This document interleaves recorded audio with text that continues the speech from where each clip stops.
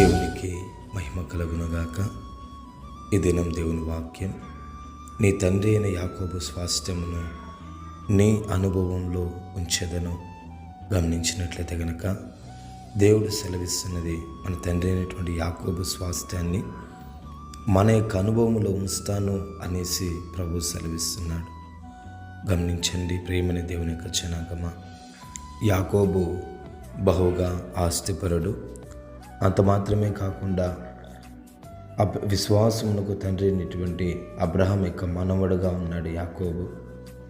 చూసినట్లయితే కనుక యాకోబు ఒట్టి చేతులతో తన మామైనటువంటి లాబాని ఇంటికి వెళ్ళి తిరిగి వచ్చేటప్పుడు విస్తారమైనటువంటి ఆస్తితో తన యొక్క తండ్రి అయినటువంటి ఇస్సాకు వద్దకు రావడం జరిగింది. గమనించండి, యాకోబు యొక్క ఆస్తి బహుగా ఉన్నది. అదే గొర్రెలు కావచ్చు, మేకలు కావచ్చు, ఆవులు, ఒంటెలు, ఇలా విస్తారమైనటువంటి ఆస్తి యాకోబు సంపాదించడం జరిగింది దేవుని యొక్క దయలు. అటువంటి ప్రభు సెలవిస్తున్నాడు, అటువంటి యాకోబు యొక్క స్వాస్థ్యాన్ని నీ అనుభవంలో నేను ఉంచెదను అంటున్నాడు.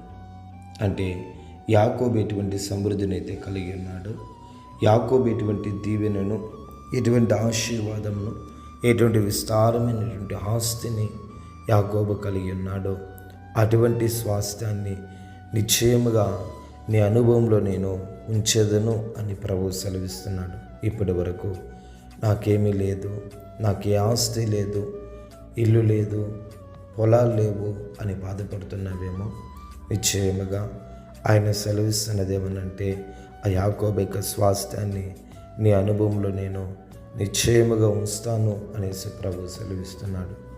ప్రభు ఈ మాటను దీవించునుగాక. పరిశుద్ధుడా యేసయ్యా, నీకు స్తోత్రాలు చెల్లిస్తున్నాం నాయన. యాకోబు స్వాస్థ్యమును మా అనుభవంలో ఉంచి మమ్మల్ని దీవించి ఆశీర్వదించి కృప చూపవలసిందిగా యేసు నామంలో అడిగి పొందుకొని ఉన్నాము పవిత్ర తండ్రి. ఆమేన్, ఆమేన్.